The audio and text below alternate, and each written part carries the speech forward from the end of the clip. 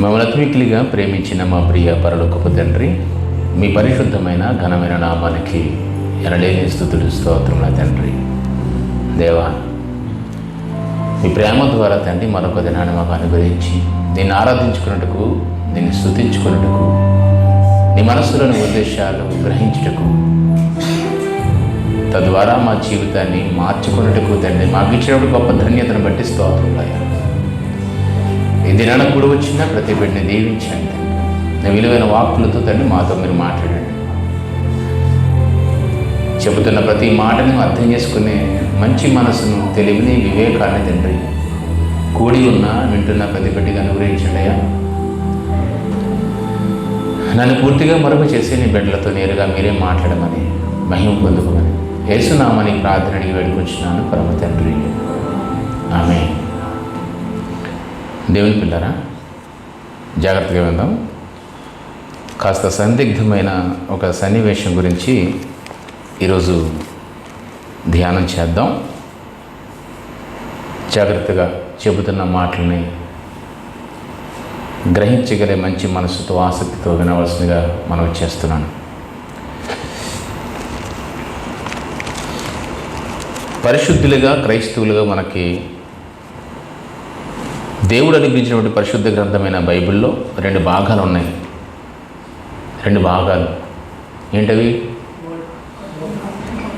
Old testament, new testament. అంటే పాత నిబంధన, కొత్త నిబంధన.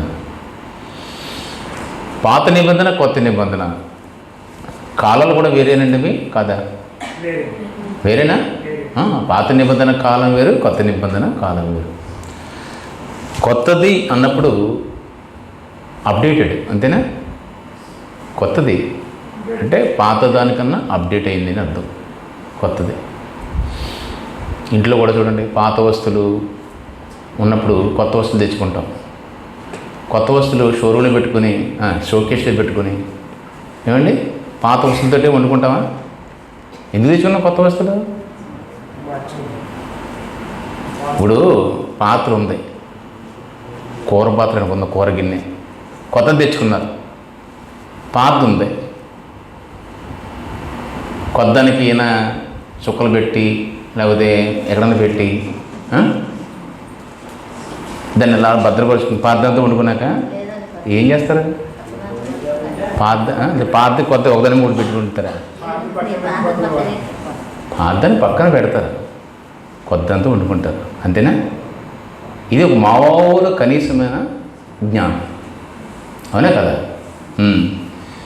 కాబట్టి కొత్తది పాతని ఎందుకు ఇచ్చాడంటే జాగ్రత్తగా గమనించండి. కొత్త దానిని మనం వాడుకలో వాడబడేటువంటి గ్రంథం. పాతది అంటే జరిగినటువంటి పరిస్థితిలో, ఒకప్పుడు ఈ గిన్నెలో ఒకప్పుడు నేను బిర్యానీ చేశానమ్మా, ఎంత బాగా వచ్చిందో అని తలుచుకోనాక ఎంతే పాత గిన్నె. ఆ గిన్నె ఎంత బాగుండేదో, ఎంతమందికి సరిపెట్టుకోనో అన్నట్టుగా అలా గుర్తుంచుకోలేక మాత్రమే. ఇప్పుడు పని చేయదు అది. దాన్ని చిల్లు పడిపోయిందో లేకపోతే మరొకటి అయిపోయిందో ఏదో అయిపోయింది అది. ఇంకా అలా గుర్తుంచుకోలేక మాత్రమే, ఒక జ్ఞాపకాలకు మాత్రం అది. కొత్త దాంట్లోకి వచ్చేసాం, కొత్త పాత్రలో ఉన్నాం, కొత్త నిబంధనలో ఉన్నాం మనం, అవునా? అది ఆ కొత్త నిబంధనకి ఆరాధకుడు, ఆద్యుడు ఎవరంటే యేసుక్రీస్తు వారు. ఇది నా నిబంధన అంటాడు. ఒకవేళ మనం కొత్త నిబంధన కాలంలో, కొత్త నిబంధనలో అంటే ఆ మాటల అనుసారంగా మనం లేవు అనుకోవడానికి ఛాన్స్ లేదు. ఎందుకంటే ప్రతిరోజు బల తీసుకుంటున్నాం. మనం బల తీసుకున్నప్పుడు ఏముంటుందంటే, ఈ రక్తము ఏమిటంటే కొత్త నిబంధన అని మీరు ఆలోచించి తీసుకోండి అంటాడు. బలాలంటే చేయేస్తానని తెప్పించి, కానీ నేను ఇంకా పాత నిబంధన ఏంటంటే నువ్వు బలని అవమానపరుస్తున్నట్లు లెక్క, అవునా? ఎవరు అయోగ్యముగా దీంట్లో చెయ్యి వేస్తారో జాగ్రత్తగా చూసుకోండి అని కూడా అంటున్నాడు. కాబట్టి ఇది నా రక్తము వలన కొత్త నిబంధన, ఇది మీరు తాగుతున్నప్పుడల్లా ఇది నా రక్తమని ఎంచి, నా నిబంధనని ఎంచి మీరు దీనిలో చెయ్యి వేయండి అన్నాడా? కాబట్టి యోగ్యత కలిగి నడుచుకోవడానికి మనం ప్రయత్నం చేయాలి. అప్డేటెడ్. అయితే ఇక విషయం ఏంటంటే, చదవబడిన లేఖన భాగంలో తిమోతి గారికి ఒక పత్రిక రాస్తున్నాడు. ఎవరంటే అపోస్తుడైన పౌలు గారు. స్త్రీలంట అనుకొయ్యను స్వస్థ బుద్ధి కలవారై ఉండి తగుమాత్రపు వస్త్రముల చేతనే గాని జడలతోనేను బంగారములతోనేను ముత్యములతోనేను మిగులు వెలగల వస్త్రములతోనేను అలంకరించుకొనక అంటే మొత్తానికి ఏం పెట్టుకొద్దు అంటున్నాడా, లేకపోతే తగు మాత్రం అంటున్నాడా?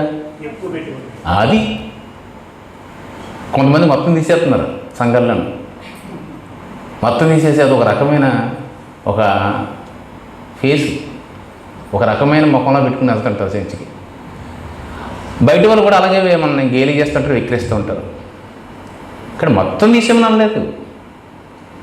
ఆడదానికి దేవుడు ఏదైతే ఇచ్చాడో అలంకరణ, ఆ అలంకరణ వేసుకుని వెళ్ళాలి. తగు మాత్రం అనేటండి, తగు మాత్రం. మొత్తం అంత పైనుంచి కిందాక ఇది కాదు. కొంతమంది ఎడ్వర్టైజ్మెంట్లు పెడుతుంటారు, ఇది మొత్తం అంతా తెలిసిపోయి, ఇది మొత్తం అంతా మునిగిపోద్ది బంగారంతో. అది మళ్ళీ ఈ ఫంక్షన్ చేసుకొస్తుంటారు మళ్ళీ. ఎక్కడ ఫంక్షన్లో నీ ప్రత్యేక ఫంక్షన్, నీ పర్సనల్ ఫంక్షన్ అంటే ఓకే చెల్లుతుంది. కానీ దేవుని సంఘంలో ఎలా ఉండాలి? తగు మాత్రపు అలంకరణ. ఎందుకంటే దృష్టి దేవుడి మీద కేంద్రీకరించాలి తప్పించి, కానీ దృష్టి ఎవరి మీదకి ఇలా మన వైపు మరలించుకోకూడదు. అది అనుకువ కలిగి ఉండదు. ఆ అనుకువ, ఆ స్వస్థ బుద్ధి అనేది మనిషి ముందర హృదయంలో రావాలి, ముందర మార్పుది. అనుకువ స్వస్థ బుద్ధి కలవారే ఉండి దేవుడికి రావాలి ఘనత, దేవుడికి రావాలి పేరు తప్పించి, కానీ నేనెవరు అన్నట్టుగా ఆ స్వస్థ బుద్ధి కలిగి ఉన్నప్పుడు ఇక తగుమాత్రపు అలంకరణ, తగుమాత్రపు వస్త్రములు అన్నట్టుగా కాస్ట్లీ డ్రెస్సులు వేసేసుకుని ఒకరికి మించిన ఒకరు. నీది 20 అంటే నాది 30 దినాలు కొంటాను. ఇలాగా పోటీలకి కొనుక్కుంటూ ఉంటారు. ఏమండి? ఇది కాదు దేవుడు కోరుకుంటున్నది. అదిగో ఆ మాటకు అది. ఇవన్నీ ఇలాంటి మాటలు వస్తున్నాయంటే ఏమండి, ఒక సందర్భం వచ్చిందంటే మీరు గమనించండి. ఆ సందర్భం హుటాహుటిగా హడాహుడావుడిగా ఆ రోజు అక్కడ చెబుతుందంటే కారణం ఏంటి? ఇప్పుడు మనం ఏదో కామన్గా ఒక విశ్వాసము, రక్షణ, నిరీక్షణ, ఆయన రెండవ రాకడ ఇలాంటి వాటి గురించి ఒక స్వాపీకి వెళ్ళిపోతున్న మెసేజ్లో సడన్గానే ఒకడు ఒక దొంగతనం కేసు గురించి అది ప్రసంగం జరుగుతుంది. ఇక్కడ కారణం ఏంటి? ఏమైంది? ఏదో జరిగింది, అక్కడ జరిగింది కాబట్టి దాని మీద ఆయన అక్కడ ప్రసంగాన్ని దాని మీద అర్జెంటుగా అవన్నీ ఆపేసి హుటాహుట్టిగా మాటలు చెప్తున్నాడంటే అక్కడ ఏదో గలిబిలి జరిగిందనే విషయం మర్చిపోకూడదు. మీకు అర్థమవుతుందండి? తిమోతి గారు అనే ఆయన పౌలు గారు వృద్ధాప్యంలో సేవకుడిగా తనకు పరిచయం చేసిన సంఘాలన్నింటికీ తను వెళ్ళలేని సమయంలో, తను సైనికుల చేత బంధించబడిన సమయంలో తన యొక్క పరిచర్నంతా తనకు అప్పగిస్తూ పంపిస్తున్నటువంటి తరుణంలో రాస్తున్నటువంటి పత్రికలు. మీరు తిమోతి పత్రిక చదివితే మొట్టమొదట నా కుమారుడైన తిమోతికి పౌలుని నేను రాయన లేఖ అని మొట్టమొదట వచనంలో కనబడుతూ ఉంటుంది. 2 పత్రికలు అలా ఉంటాయి. ఈయన ఆ మైనర్ ఆసియా ప్రాంతంలో ఉన్నటువంటి ఈ సంఘాలు ఏవైతే ఉన్నాయో, ఈ కొరింథీ, ఎఫెసు, కొలసి, ఏమంటే ఈ సంఘాలు ఏవైతే ఉన్నాయో ఈ సంఘాలన్నిటికీ కూడా పౌలు గారు పరిచయం చేసినటువంటి సంఘాలలో బాధ్యతలు అప్పగిస్తున్నాడు.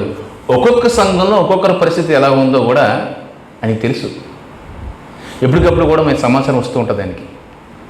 ఈయన సుదీర్ఘమైన రోమా పరిచర్లో, రోమా ప్రాంతంలో అక్కడ బందీ అయి ఉన్నాడు ఒకానొక సమయంలో. ఆ సమయంలో తిమోతి నువ్వు వెళ్ళి ఈ సంఘ పరిచర్య బాధ్యతలను చూసుకుని ఆయన చెబుతున్నప్పుడు కొరింథీ సంఘం గురించి కాస్త ఏంటంటే స్త్రీల గురించి ఒక స్టెప్ ఎక్స్ట్రా తీసుకోవాలండి. కొరింథీ సంఘం గురించి ఏమైంది అక్కడ అర్థం? మెసేజ్లన్నీ ఆపి ముందర ఇదిగో స్త్రీల మీద కాన్సన్ట్రేషన్ చెయ్యి అన్నాడండి. కారణం ఏంటి? స్త్రీల పరిస్థితి అక్కడ బాగలేదు. ఎందుకంటే కొరింథీలు అంటేనే మామూలుగా అన్ని జనుల వాళ్ళు, అన్ని జనుల నుంచి పరిశుద్ధులుగా చేర్చబడినవారు, అన్ని జనుల నుంచి దేవుని బిడ్డలుగా మార్చబడినవారు. కానీ అందులోంచి వచ్చినవారు కాబట్టి అందరూ అక్కడి నుంచి వచ్చిన వారమే, మనం అందరూ అందులో నుంచి వచ్చిన వాళ్ళే. కానీ ఆ రోజుల సమయంలో యూదుల నుంచి క్రైస్తవులకు వచ్చిన వాళ్ళతో పెద్ద ప్రాబ్లం ఉండదు. ఎందుకంటే యూదులు ఆల్రెడీ ఎవరు వాళ్ళు? యెహోవా దేవుని బిడ్డల వాళ్ళు. వాళ్ళకేం పెద్దగా దేవుని యొక్క ధర్మశాస్త్రం గురించి చెప్పాల్సిన అవసరం లేదు, మూలోపదేశాలు అంత వివరంగా చెప్పాల్సిన అవసరం లేదు, వాళ్ళతో వచ్చిన ప్రమాదం లేదు. ఈ అన్ని జనుల నుంచి ఎవరైతే మారు వచ్చారో వారితో చాలా పెద్ద ప్రభావం వచ్చేస్తుందండి. ఏంటిని అక్కడ ఉన్నటువంటి ఏంటంటారు పరిస్థితులన్నీ అన్ని జనులు అంటే మనం అన్ని ఆరాధనలు ఉంటాయి కదా, అన్ని ఆరాధనలు ఏవైతే ఉంటాయో అవన్నీ తీసుకొచ్చి దానిలో దీన్ని ముడిపెట్టేస్తూ ఉంటాం. అక్కడున్న పండుగని ఇక్కడ దేవుడి పేరు మీద మార్చేసుకుంటుంటాం మన ఇష్టసరంగా.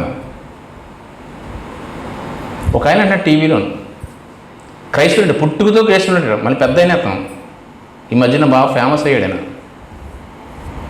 ఏంటి హాస్టల్ అన్నీ కూడా తిరుగుతుంటాడు అండి, చెక్ చేస్తుంటాడు. హాస్టల్ అంటే అంటే ఈ అంగన్వాడీలు అన్నీ చెక్ చేస్తున్నాడు, ఎక్కువ వెళ్ళి ఓపెన్గా వేడేస్తుంటాడు, డిబేట్ చేస్తుంటాడు కదా.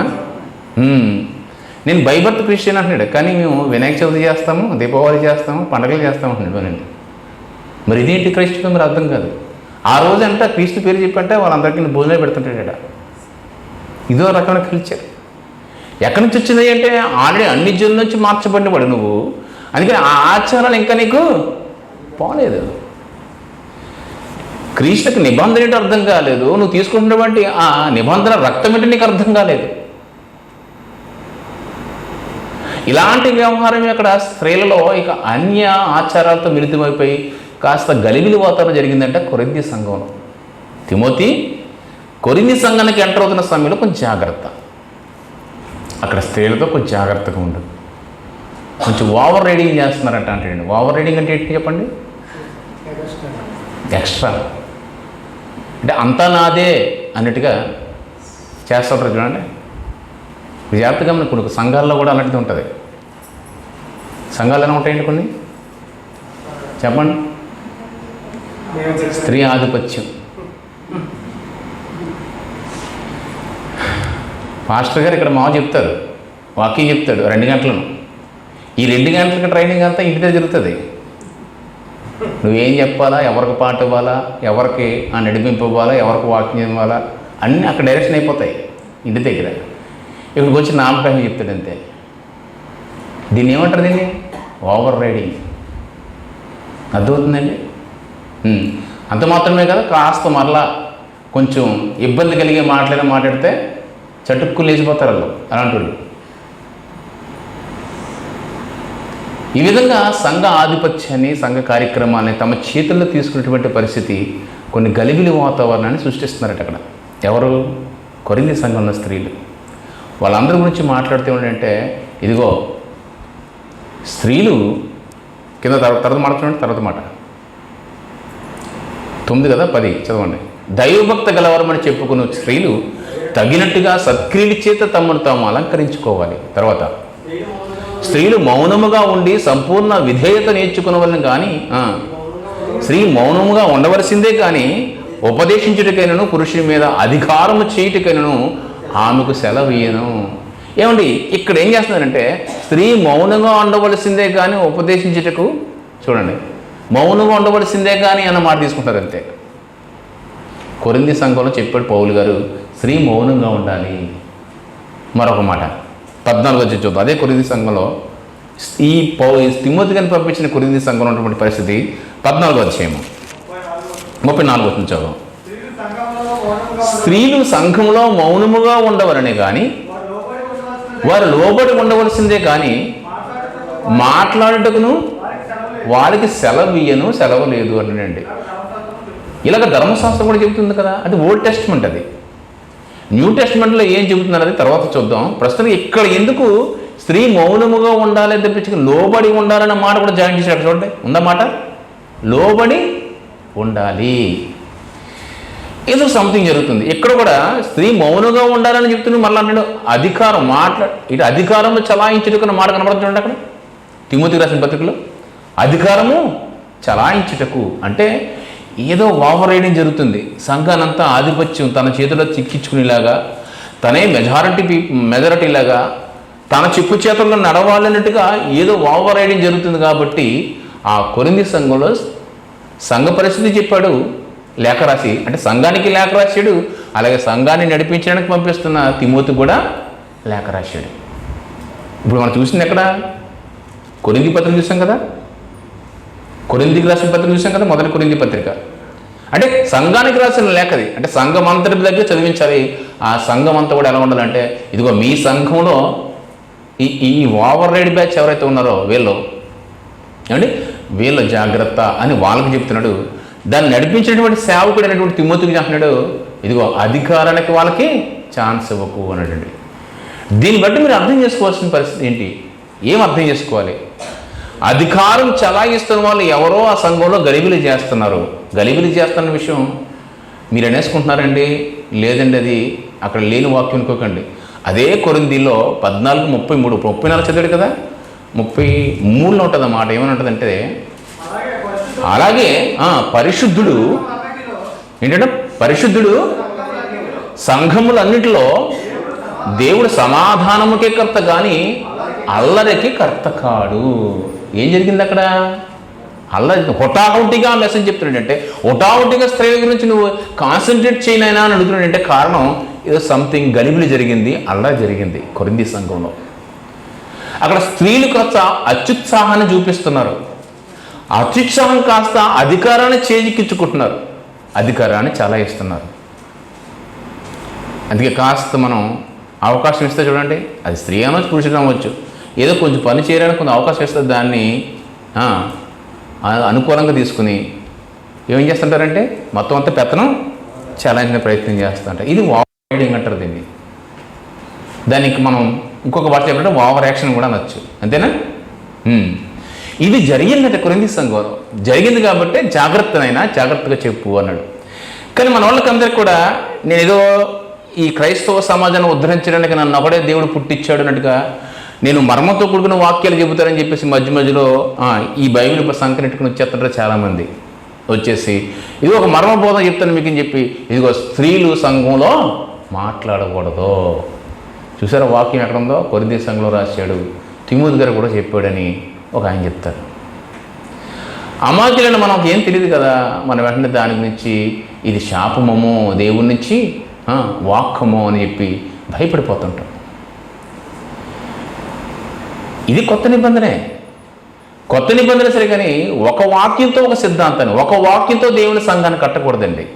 ఏమండి, ఒక వాక్యం మీదే దేవుని యావత్తు సార్వత్రిక సంఘాన్ని కట్టడం అనేది అది మంచిది కాదు, అది అంగీకారం కాదు, దేవుని చిత్తం కాదు. అది దేవుని మాటలు అన్నిటి మీద మన సంఘాన్ని కట్టాలి, దేవుని మాటలు అన్నిటి మీద సంఘాన్ని నడిపించాలి, అన్నిటికీ సమన్యాయం చేస్తూ మనం ముందుకు నడిపించాలి.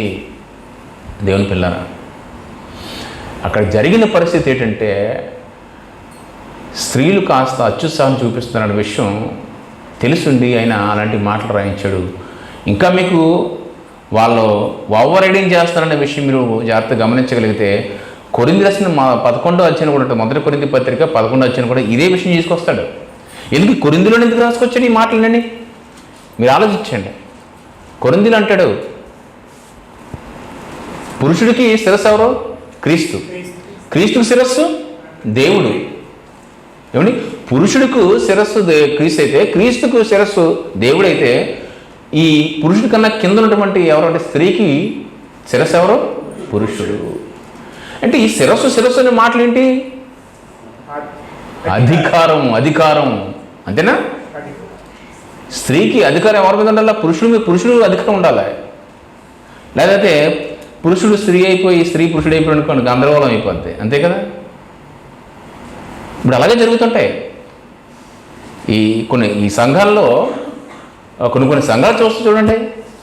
ఎందుకు మన మహాపురంలో ఒకప్పుడు సంఘం నడిపించేవాళ్ళు. ఆ సంఘంలో మనకింత ముందు ఇచ్చేటువంటి బేస్మెంట్, అంతకు ముందు ఇచ్చిన బేస్మెంట్ వాళ్ళు, అక్కడ ఆయన ఉంటాడు, పాస్టర్ గారు, ఒక ఆయన, పేరు చెప్పకూడదు కానీ ఆయన అలా ఉంటాడంతే, మొత్తం అంతా అమ్మగారు. మనకి వాళ్ళ బేస్మెంట్లో చర్చ రావాల్సింది మనకి, అలాంటిది మన పక్కలతో మన బేస్మెంట్ తక్కువ ఇచ్చేసారు. ఎంత గొడవాడిందంటే ఆవిడ వచ్చి వాడితో, ఆయన పాస్టర్ గారితో మనకి ఇచ్చింది, ఆయనతోటి నాకు ఎందుకు చెప్పలేదు, నా పర్మిషన్ ఎందుకు తీసుకోలేదు అంటే, ఈ పాస్టర్ గారిని భయపరిచేసి తన ఓవర్ రైడింగ్ చూడండి ఎలా చేస్తుందో. అంటే ఈ అధికారం ఎలా వచ్చింది అంటే బైపాస్ చేసేస్తుంది. అంటే ఓవర్ రైడింగ్ అంటారు కదా దీన్ని. అధికారం ఒకళ్ళు అడిగినా, ఒక పంచాయతీ పెట్టినా తన భర్తని అయ్యగారిని తీసుకెళ్ళి మాట్లాడించాలి. అన్నీ తానే, ప్రతిదీ కూడా తనకే చెప్పాలంట. అక్కడ వాళ్ళందరూ కూడా చెప్తున్నారు, తనే డిసైడ్ చేస్తుందట. కరెక్ట్ కాదు. ఇది గలిబిలి వాతావరణం, అల్లరికి సూచన. జాగ్రత్తనైనా, ఇది మంచి పద్ధతి కాదు, ఇది దేవుని చిత్తము కాదు. కొరింథీ సంఘానికి ఒకసారి నువ్వు తీక్షణంగా చాలా గట్టిగా వార్నింగ్ ఇవ్వాలంటాడండి. ఆ హెచ్చరికతో కూడుకున్న మాటలే అక్కడ రాయబడిన మాటలు తెప్పించి, కానీ స్త్రీని నోటికి ప్లాస్టర్ వేసుకుని అలాగే ఉండిపోయిన విషయం కాతే మాత్రం కాదండి. స్త్రీని నోరు నొక్కేమని ఉద్దేశం అయితే కాదు దేవుడికి.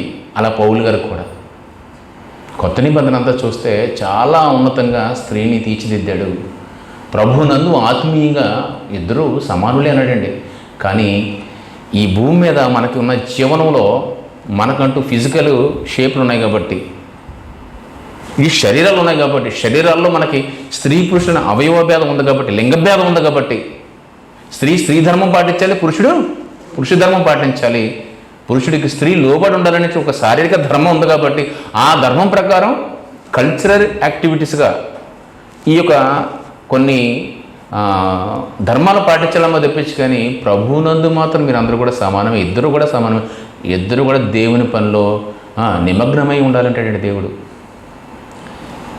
అదే మాట మళ్ళీ గణిత రాసిన పత్రికలు అంటాడైనా, మీరు ప్రభువునందు క్రీస్తు చేసినందు స్త్రీ అని లేదు, పురుషుడు అని లేదు, యజమాని అనేది దాసుని లేదు, ఎందరూ సమానం అన్నాడు. అలాగని మన యజమాని దగ్గరికి వెళ్ళిపోయి నువ్వు రాయలరా మన ఇద్దరం ఒకటే అని అంటావా? వెళ్ళండి బాబా దగ్గరికి వెళ్ళిపోయి వెళ్ళరా నా పక్కన కూర్చో అని అంటే ఆ మాటకు అర్థమైందే కదా. మరి ఆ ప్రకారం అయితే వెళ్ళామా అనాలి కదా మనం వెళ్ళి. అంటే అర్థం ఏంటి? ప్రభువునందు అన్నాడు. ప్రభువునందు అంటే నీ భావన, నీ ఉద్దేశం ఎలా ఉండాలంటే, ఇదిగో దేవుని అందరూ సమానం. ఒకప్పుడు మన అందరూ కూడా ఆ పరలోక రాజ్యానికి వెళ్ళిపోతే అందరూ సమానులే. మనందరం ఆత్మస్వభావంలో మహిమ స్వరూపం కలిగి ఉంటాం కదా, మనకు వ్యత్యాసాలు ఉండవు ఎక్కువ తక్కువ అని. కానీ భూమి మీద కొంతకాలం ఉన్నాం కదా, ఉన్నప్పుడు యజమానుగా ఉంటాడు, దాసుడుగా ఉంటాడు. కానీ ప్రభువునందు అందరూ సమానమైనటువంటి ఒక మనసు మనకు ఉండాలి. కాబట్టి ఇక్కడ సంఘం ఉన్నప్పుడు స్త్రీ పురుషులు ఇద్దరు ఉన్నప్పుడు మనం ఇవ్వాల్సిన, పురుషుడికి ఇవ్వాల్సిన గౌరవాన్ని పురుషుడికి ఇవ్వాలి. అందుకే నువ్వు తల మీద ముసుగు వేసుకో అన్నాడండి. అన్నాడా లేదా? తల మీద ముసుగు అంటే ఏంటనుకుంటున్నారు? మనం ఏం చేస్తామంటే చీర సంగులు ముసుగు వేసుకుని కూర్చుంటాం. ఇది ముసుగు వేసుకుంటాం, ఇంటికి వెళ్ళి దంచేస్తాం. ఇది ముసుగు అంటారా? ఇదా ముసుగు? ఇక్కడ చాలా పుణ్య పురుషాత్ములాగా చాలా ఉబ్బుడుగా ఉంటాం. అక్కడికి వెళ్ళిన తర్వాత వాని మొత్తం నిలువల్ల బట్టలు ఇప్పేద్దాం. ఇది కాదు ముసుగు అంటేనే. ముసుగు ఏంటంటే నీ అధికారము, నీకున్న కోపము, నీకు అన్నీ కూడా నువ్వు తగ్గించుకుని, అంటే నీ పురుషుడి ముందు తగ్గించుకుని తనని హైలైట్ చేయాలి. ఒకవేళ నీకు ఘనత వచ్చిందనుకోండి, నువ్వు బాగా పాటలు పాడతావో, బాగా వాక్యం చెప్తావో, బాగా ప్రార్థన చేస్తావు, భక్తిగా ఉంటావో, చాలా గొప్పదనివమ్మ, నీ ఆయనకన్నా నువ్వు చాలా బాగున్నావు, చాలా భక్తిగా ఉన్నావు అన్న ఒక మాట్లాడనుకో, వెంటనే నువ్వు ముసుగు ఎలాగేసుకోవాలి తెలుసా? స్టేజ్ మీదకి వచ్చి నీకంత టాలెంట్ లేకపోయినా, నీకంత ఘనత లేకపోయినా, మీ ఆయన గారికో లేకపోతే మీ పురుషుడికి అంత ఘనత లేకపోతే, నీకు వచ్చిన ఘనతను ఏం చేసుకోవాలంటే, వచ్చి నేను ఇంతలాగా చేయడానికి, లేదా ఇంతలా నేను భక్తిగా ఉండడానికి, లేదంటే ఇంత ప్రార్థన చేయడానికి, వాక్యం చెప్పడానికి గల కారణం నా వెనకాల నన్ను నడిపిస్తున్నా మా ఆయన, నా పురుషుడు అని చెప్పుకుంటే, నిన్ను కాస్త ఏమైంది నువ్వు ముసుగేసుకుని కప్పుకున్న దానివి తను హైలైట్ చేసిన వాడు అవుతావు. అంతేనా? ఇది ముసుగు అర్థం అంటే అండి. ముసుగు అంటే ముసుగేసుకున్నాడని చెప్పేసి మొత్తం అందరూ ముసుగులేసి తిరుగుతుంటారు. చేసుకోండి తప్ప, అది ఒక గౌరవప్రదమైన పద్ధతే. కానీ అసలైన ముసుగు ఏంటంటే, ఇదిగో నీ స్వపురుషుడికి లోబడాలి. ఒకవేళ పెళ్ళిగాని స్త్రీలైతే, కన్యకలైతే వాళ్ళు ఏం చేయాలంటే ఇంట్లో తన తల్లిదండ్రులకి లోబడాలి. ఒకవేళ అందరు కలిపి దేవుని సంఘంలో అనుకో, ఎవరి దగ్గర ముసుగేసుకోవాలి? దేవుని ముందు ముసుగేసుకోవాలి. ఎందుకంటే స్త్రీ పురుషులు ఇద్దరికి శిరస్సు ఎవరు? క్రీస్తు ప్రభువు. కాబట్టి మనకు వచ్చిన ఘనత, మనకు వచ్చిన పేర్లు, మనకు వచ్చిన ఖ్యాతులు ఇవన్నీ కూడా దేవుని వల్ల కలిగింది. నేను ఎంతండి పురుగు లాంటి వాడిని, పేడ లాంటి వాడిని, ఆయనకే మహిమ కలుగును కాకంటే మనం తగ్గించుకున్న వాళ్ళం అవుతాం, ఆయన శిరస్సుగా ఎత్తిన వాళ్ళం అవుతాం. ఇది కదా అధికారం. ఇదంతా కాదని నేను నా వల్ల జరుగుతుంది, నాకు చెప్పాలి అన్నట్టుగా ఎవరైతే మాట్లాడుతున్నారో అలాంటి పరిస్థితి ఆ కొరింథీ సంఘంలో వచ్చిందట. అందుకే అక్కడ వెళ్ళి స్త్రీ ఓవర్ రైడింగ్ చేస్తుంది కాబట్టి ఆ సంఘంలో అదే అలవాటైపోతుంది. చేదైన వేరు ఇప్పుడే స్టార్ట్ అయింది అనుకో, దాన్ని ఏం చేయమన్నాడు, వెంటనే తుంచేయమన్నాడు. లేదంటే చెట్టంతా కూడా పాడైపోద్ది, సంఘమంతా కూడా పాడైపోతుంది. కొరింథీ సంఘాన్ని నేను అహోరాత్రులు కష్టపడి అవిశ్రాంతంగా నేను శ్రమపడి నేను ఆ సంఘాన్ని కట్టానయ్యా. చాలా మంచివారు, చాలా యథార్థంగా ఉన్నవారు. అలాంటి సంఘానికి ఇలాగా చిన్న చేదని వేరు మొదలయ్యింది. అక్కడ స్త్రీల పరిస్థితి బాగోలేదు కాబట్టి నువ్వు వెళ్ళి నాయన అని పంపిస్తున్నాడండి. ఇది జరిగింది. అంతేగాని స్త్రీలని ఆయన అనగదొక్కాలనే ఉద్దేశంతో చెప్పిన మాటలు కాదండి. ధర్మశాస్త్రం అలా చెప్పబడిందండి. ధర్మశాస్త్రంలో వాళ్ళకి ఆ రూల్ లేనప్పటికీ, కానీ కొత్త నిబంధన, అది పాత నిబంధన, ఇప్పుడు కొత్త నిబంధనలో ఉన్నాం, క్రీస్తు నిబంధనలో ఉన్నాం. క్రీస్తు రక్తాన్ని ప్రతి వారం భుజిస్తున్నాం, తాగుతున్నాం. కాబట్టి మనం కొత్త నిబంధన ప్రకారం నడవాలి. కొత్త నిబంధన ప్రకారం కూడా చూడండి ఏమనుందో. ఇదే పౌలు గారు మాట్లాడుతూ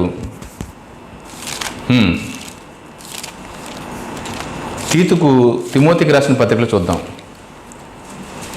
తిమోతికి రాసిన పత్రిక స్త్రీ గురించి మాట చూడండి. అక్కడ 3వ అధ్యాయమా 3వ అధ్యాయంలో కూడా చూడండి ఆయన చిత్ర స్త్రీ గురించి. ఇక్కడ స్త్రీలు మాట్లాడకూడదు అనుకున్న ఆయన ఇక్కడ మళ్ళీ స్త్రీలతో గురించి స్త్రీ గురించి మాట్లాడుతూ చూడండి.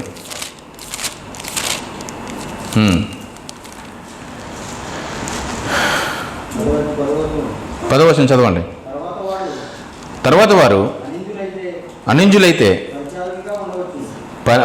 పరిచారకులుగా ఉండవచ్చును, అటువలే పరిచర్య స్త్రీలు మాన్యులై కొండెములు చెప్పని వారును మెతానుభవం గలవారును అన్ని విషయములందు నమ్మకము కలవారే ఉండవలను.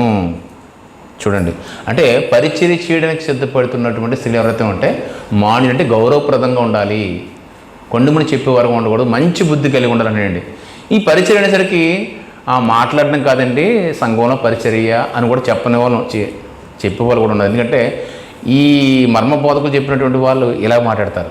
ఏమనంటే ఆ పరిచర్య అంటే సహవాస పరిచర్య అండి, మాట్లాడే పరిచర్య కాదు, బోధించే పరిచర్య కాదు అంటారు. పోనీ అలాగే చూసుకుందాం. మరొక చోట చూద్దాం. మరొక చోట ఏముందంటే తీతుకు రాసిన పత్రిక చూద్దాం. తీతుకు తిమోతికి కూడా ఒకేసారి ఒకే టైంలో పంపించిన వారండి వాళ్ళందరూ. అక్కడ మాట్లాడుతూ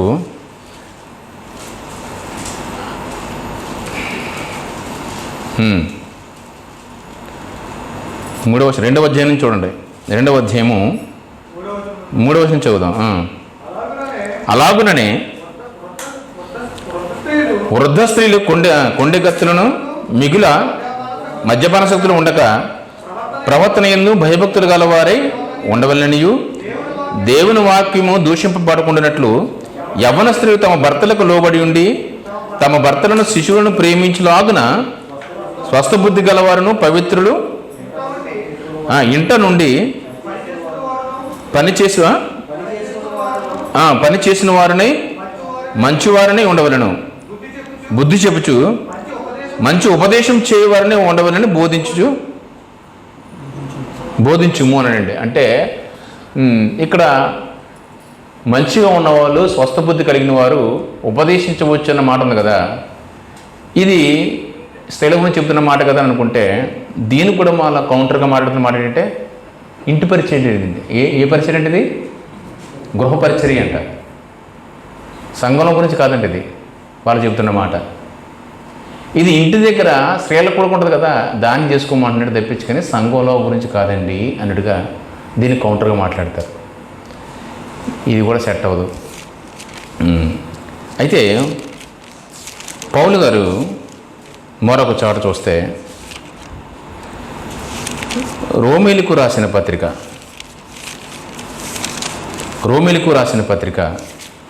చివరి అధ్యాయము చూద్దాం ఒకసారి. చివరి అధ్యాయంలో మొట్టమొదటి మాట చూడండి.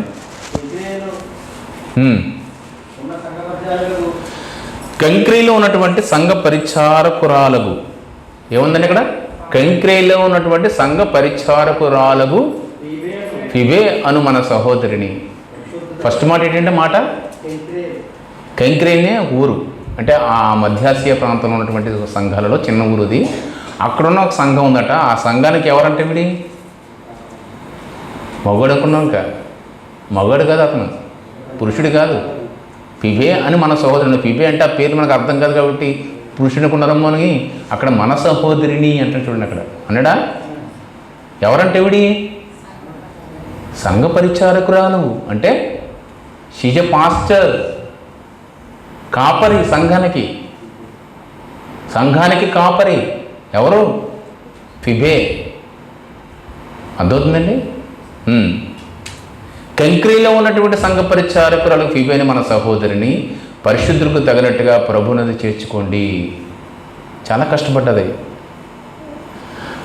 తర్వాత మాట్లాడు. ఆమెకు మీ వలన కావలసినది ఏదైనా ఉన్నాయట్లా సహాయం చేయమని ఆమెను గూర్చి మీకు సిఫారసు చేయుచున్నాను. ఏమండి, సంఘంలో స్త్రీ మాట్లాడకూడదు, మౌనంగా ఉండాలని నేను అవకాశం అన్నటువంటి ఈయన సంఘానికి పాస్టర్ గారు ఆవిడకి మీరు సహాయం చేయండి, మీరు మీ దగ్గర తీసుకోండి అని చెప్తున్నాడు. మరి దీన్ని ఏమంటారు? ఇకపోతే అకుల్లా ప్రిస్కిల్ అన్న వాళ్ళు, అకుల్ ఎవరు, ప్రిస్కిల్ ఎవరు? ఎవరు పురుషులు, ఎవరు స్త్రీలు? అకుల పురుషుడు, ప్రిస్కిల్లా స్త్రీ. చూడండి ఏమంటున్నాడు. మొట్టమొదటి మాట ఏమంటున్నా చూడండి, 3వ వచనం. క్రీస్తు యేసునందు నా జత పనివారైన ప్రిస్కిల్లయు. ఫస్ట్ అకులా అన్నాడండి, ప్రిస్కిల్ అన్నాడా? ప్రిస్కిల్ అంట అంటే స్త్రీని అంటున్నాడు. నా జత పనివారు. ఎవరి జత పని? ఏకంగా పౌలు గారితో సమానంట. పౌలు గారు అలాంటి వాడు అపోస్తుల తర్వాత ఆఖరిగా వచ్చినటువంటి అపోస్తుడిగా అనేక వందల సంఘాలు కట్టినవాడు పౌలు గారు. క్రీస్తు పరిచర్యను అంత ఎత్తు నిలబెట్టినవాడైనా. అలాంటి పని చేసినట్టు ఆయన ఏమంటే నాతో పాటు సమానంగా ఎంచుకుంటున్న నా జత పని వారైనటువంటి ప్రిస్కిల్లా. అకులు అనొచ్చు కదా మొట్టమొదటిగా. అంటే ఇద్దరు కూడా అక్కడ వాళ్ళు సంఘ పరిచర్య చేస్తున్నారండి. వాళ్ళు నా జత పని వారైన ప్రిస్కిల్లకు అకులకు నా వందనాలు చెప్పండి. మీరు గమనించాలి, బైబిల్ గ్రంథం అంతా కూడా స్త్రీకు వేరుగా పురుషులు లేడు, పురుషుడికి వేరుగా స్త్రీ లేదు. ఇద్దరు కూడా ప్రభునందు సమానమే. కానీ శారీరక ధర్మాల ప్రకారం మీకు ఒక అవయవాలు వేరుగా ఉన్నాయి కాబట్టి దానికి ఉన్న ధర్మాలు పాటించడం తప్పించి, కానీ ప్రభునందు మీరు అందరూ కూడా దేవుని చిత్తాన్ని సమానంగా నిర్వర్తించవచ్చు. పరిచయం చేయండి. అది ఉపదేశమా, మాట్లాడటమా, పాట పాడటమా, లేకపోతే ఏం చేస్తారా? ప్రార్థన చేస్తారా? ఏది చేసినా దేవుని మహిమార్థ నిమిత్తం చేయండి. దేవుని పిల్లారా, ఎంత గొప్ప మాట చూడండి. వాళ్ళు అకుల ప్రిస్కిల్ అన్న వాళ్ళు ఆయన్ని చాలా ఉపద్రవంలో ఉన్నప్పుడు ఆదుకుని ఆయన షెల్టర్ ఇచ్చి వాళ్ళ వెంటే సంఘాన్ని నడిపించిన వాళ్ళండి. చాలా ధనవంతులు వాళ్ళు. ఉదాహరణకు పొడిని అమ్మేటువంటి వాళ్ళండి వాళ్ళు. అంటే బట్టల బిజినెస్ చేసేవారు ఆ రోజుల్లో అక్కడ. అలాంటి వారి ఇంటిలో సంఘాన్ని పెట్టి వాళ్ళే పరిచరకులు ఉన్నవాళ్ళు. ఇకపోతే పిలుపు అనేటువంటి అపోస్తుడు, వాళ్ళ కుమార్తెలు నలుగురు కుమార్తెలు అనేవారంట ప్రవచించేవారు అంటుంది. ప్రవచించేవారు వాళ్ళ ఇంటి దగ్గర సంఘంలో ప్రవచించేవారు. ఇంటి దగ్గర సంఘం ఉందంటే వాళ్ళకి నలుగురు కుమార్తెలు కూడా ప్రవచించేవారేనట. సంఘ పరిచర్య చేస్తానండి. స్త్రీలను ఎక్కడ అణిచివేసాడు చెప్పండి? ఎక్కడ మౌనం ఉండమని ప్లాస్టర్ చేశాడు చెప్పండి? అపోస్తలుడైన యోహాను గారు తన చివరి కాలంలో ఏమండి ఆయన అవసాన దశలో పత్రికలు రాస్తున్నప్పుడు 3 పత్రికలు రాశాడు. 3 పత్రికలో 2వ పత్రిక చూడండి ఒకసారి. మొట్టమొదటి మాట, 2వ పత్రిక మొట్టమొదటి మాట. పెద్దనైన నేను ఏర్పరచబడిన అమ్మగారికి ఆమె పిల్లలకును శుభమని చెప్పు రాయినది. చూడండి ఎంత బాగా మాట్లాడుతున్నాడు.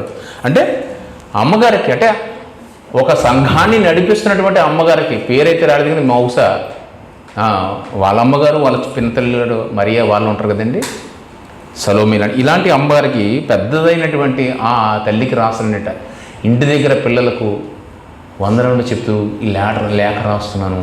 అంటే దుర్బాధలు ఎక్కువైపోయి, దొంగ బాధలు ఎక్కువైపోయి, జాగ్రత్త తల్లి, మన ఇంటి దగ్గర సంఘము, మీరు కూడా జాగ్రత్త అని అమ్మగారి పేరునే లెటర్ రాస్తున్నాడండి. ఎక్కడ అణచివేతుంది స్త్రీల పట్ల?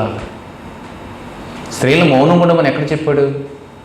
ఏదో కొరింథీ రాసిన పత్రికలో ఒక చోట మౌనం ఉండమని చెప్పినంత మాత్రాన ఏమండి ఇక మొత్తం స్త్రీలు మాట్లాడకూడదని మీరు మాట్లాడుతున్నారే, ఇది ఎక్కడ న్యాయం చెప్పండి?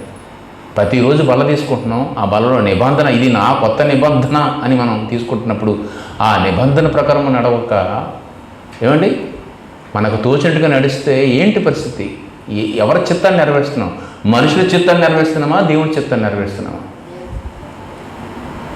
అంతెందుకు గతించిన వారంలో మనం విన్నటువంటి మాటలు, ఆయన పునరుద్ధాన దినాన ఎవరు కనిపించాడని చెప్పండి? మొట్టమొదటిగా స్త్రీలకు కనిపించాడు.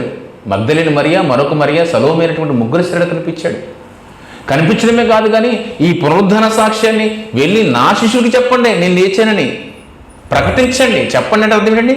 It's gospel. గాస్పెల్ అంటే గో అండ్ స్పెల్ గాస్పెల్ అంటారండి. ఆ గాస్పెల్ ఈరోజు గాస్పెల్ అంటే సువార్త అని ఏదో డెఫినేషన్ ఇచ్చారో, ఆ సువార్తని మొట్టమొదటిగా చెప్పమన్నది ఎవరో తెలుసా? స్త్రీలకి. గో అండ్ స్పెల్, వెళ్ళి చెప్పు. ఇక సమాధిలో లేడైనా లేచాడు, మహిమ స్వరూపుడే లేచాడు, వెళ్ళి చెప్పండి అని చెప్పగానే పరుగుని వెళ్ళి మొట్టమొదటిగా ఆయన పునరుద్ధాన సాక్ష్యాన్ని పంచుకున్నది స్త్రీ అండి. దేవుని పిల్లరా, అంత ఉన్నతమైన స్థానాన్ని దేవుడు ఏర్పరిచాడు. కానీ దాన్ని అవకాశంగా తీసుకుని మీకున్నటువంటి ధర్మాన్ని మర్చిపోయి, నేను ఆడదాన్ని ధర్మాన్ని మర్చిపోయి భర్తల మీద, సంఘంలో పెద్దల మీద ఓవర్ రైడింగ్ చేశారనుకోండి, అది అక్కడ కొట్టాడు. ప్లాస్టర్ వేసుకో అన్నాడు. ప్లాస్టర్ వేసుకో, అక్కడ వేసుకోవాలి ప్లాస్టర్, అంతేగాని మొత్తానికి నువ్వు సంఘంలో మాట్లాడొద్దని కాదండి. మీరు గమనిస్తున్నారా విషయం? అది ఓవర్ రైడింగ్ జరిగింది అక్కడ. హెడ్షిప్ తీసుకుంటుంటాను. హెడ్షిప్ అంటే ఏంటి? అధికారాన్ని తన చేతిలో చిక్కించుకున్నారా కొరింథీ సంఘంలో. అలాంటి వారికి గట్టిగా బుద్ధి చెప్పని మాట చెప్పాడు. పరిశుద్ధుల సంఘంలో పరిశుద్ధాత్ముడు సమాధానముకి కర్త, కానీ మీలా అల్లరి చేయడానికి, గలిబిలి చేయడానికి కర్త కాదు. చెప్పునైనా చెప్పు. ఒకవేళ అన్ని ఆచారాలు వచ్చారా, అన్ని ఆచారాలు పక్కన పెట్టమను. ఇక ముందు మీరు చేసినటువంటి చెడ్డ పనులు ఇక చాలు, గతించింది, ఇక నూతనంగా బతకండి అని కొరింథీ పత్రికలో చాలా గట్టిగా మాట్లాడతాడు. ఇంతకు ముందు మీరు బతికిన తీరే చాలు, ఇక చాలు అంటాడండి. కాబట్టి దేవుని పిల్లలు గమనించండి, ప్రభునందు మనం అందరం కూడా మనకు దేవుడిచ్చినటువంటి ఆ తలాంతును బట్టి మిమ్మల్ని ఏ రకంగా ప్రభు సన్నిధిలో వాడుకుంటాడో వాడబడండి. కానీ మీ పురుషులు ఉంటే మీ పురుషులకు లోబడుతూ వాడబడండి. దేవుని చిత్తాన్ని మహింపరచండి. అలా ప్రతి ఒక్కరిని తన మనాన్ని భేదం లేకుండా మీకు ఇచ్చిన సామర్థ్యం మేరకు ప్రతి ఒక్క పని చేస్తూ దేవుణ్ణి మహింపరిచే విధంగా మనం ఆయన పనిలో విలీనమైపోవాలి. ఆయన మహింపరిచే వారికి ఉండాలి. అక్కడ స్త్రీ పురుషుల భేదం ఉండొద్దు. కానీ మన శారీరకంగా మన గృహాలలో మనకున్న నాగరికతలో మనకున్న కల్చర్ యాక్టివిటీలో ఒక స్త్రీగా ఉండవలసిన కొన్ని లక్షణాలు ఉన్నాయి, పురుషుడికి ఉండవలసిన లక్షణాలు ఉన్నాయి. ఒక చిన్న ఉదాహరణ మీకు చెప్తాం. ఏంటంటే ఈ మాటని తీసుకుని కొంతమంది అంటారట, సర్లేండి స్త్రీ మౌనం ఉండమని అంటున్నారు కదా, మేము మహా ఉంటే సంఘంలో కాబట్టి మౌనం ఉండమన్నారు కాబట్టి ఒక 2 గంటలు మౌనం ఉంటాం, మిగతా 6.5 రోజులు కూడా మాదే. సంఘంలో మౌనంగానే ఉంటాం, 6.5 రోజులు కూడా మా ఇష్టం అంటారంట. అదే మౌనం అంటే అర్థం. ఒకవేళ అదే నిజమైతే అలాగే పాటిస్తే అది కరెక్టే. మరి సంఘంలో మౌనంగా ఉండాలి అన్న మాట కరెక్ట్ అయితే సంఘంలో మాత్రమే మౌనంగా ఉంటారు, తర్వాత డచ్ చేస్తారు. అదే దేవుని ఉద్దేశం. ఒకవేళ దయచేసి గమనించండి. సంఘ పెద్దల మీద కానీ సంఘ నడిపిస్తున్న పురుషులు కూడా గౌరవం అండి, వాళ్ళకి లోబడుతూ వాళ్ళకి ఇవ్వాల్సిన గౌరవాన్ని ఇస్తూ మన పరిచయం మనం కొనసాగించాలి. అలాగే పరిచయం కొనసాగించారు ఏమండి. అలాగే దేవుని చిత్తాన్ని నెరవేర్చిన స్త్రీలు, సంఘ పరిచయం చేసినటువంటి స్త్రీలు కూడా మన గ్రంథంలో లిఖించబడ్డారు. అలాంటి మనసును కలిగిన వారుగా, అలా దేవుని చిత్తాన్ని నెరవేర్చే వారిగా మనం అందరూ ఉండాలని కోరుకుంటూ ఈ మాటలు ముగిస్తున్నాను. ప్రార్థన చేసుకుందాం. మహిమగల దేవ, కృప కలిగిన తండ్రి, నాయన మీ ఉచితమైన కృప చేత తండ్రి సంఘంలో మా వ్యక్తిగతంగా తండ్రి స్త్రీ పురుషులుగా మాకున్నటువంటి విధి విధానాలు ఎలా ఉండాలి తండ్రి, మేమందరూ కూడా సహవాసంగా తండ్రి మిమ్మల్ని ఎలా మహిమపరచాలి, మీ చిత్తాన్ని ఎలా నిర్వర్తించాలనే విషయాన్ని చాలా స్పష్టంగా సూటిగా మాతో మాట్లాడారు. కొన్ని సందర్భాల్లో తండ్రి మా అత్యుత్సాహం వల్ల, మా ఓవర్ రైడింగ్ వల్ల మా నోటికి ప్లాస్టర్ వేసుకోమని చెప్పారు తండ్రి. అది నిజమే నాయన. నీ చిత్తాన్ని, నీ మహిమకు భంగం కలుగుతున్నప్పుడు తండ్రి, నీ యొక్క కృపకు భంగం కలుగుతున్నప్పుడు తండ్రి, అలాంటి సమయంలో ప్రభువా మీ మౌనం ఉండాలి. తండ్రి ప్రభువా, మా శిరస్సు, మా అధికారము, మా మహిమ అంతా మీరే తండ్రి. ఆయన స్త్రీ పురుషులుగా మేము కేవలం నిమిత్త మాత్రము తండ్రి, మీరు మాత్రమే అధికారం చలాయించేవాడు, మీరే మా పట్ల ఏలుబడి చేసేవారు. అలాగే మాకున్న ధర్మాల్లో స్త్రీ పురుషుల ధర్మాలను యథావిధిగా మేము పాటిస్తూ అందరూ సహవాసంగా సమేతంగా నిన్ను మహిమపరిచేవారుగా తండ్రి, మాలో ఎటువంటి వ్యాధాలు లేకుండా నీ చిత్తాన్ని నెరవేరుస్తూ నిన్ను స్తుతించే నీ బిడ్డలుగా మమ్మల్ని సిద్ధపరచమని బలపరచమని, అట్టి మనసును విన్న బిడ్డలందరూ కూడా అనుగ్రహించమని యేసునామాని ప్రార్థన అడిగి వేడుకొచ్చున్నాను పరమ తండ్రి. ఆమేన్. అందరికీ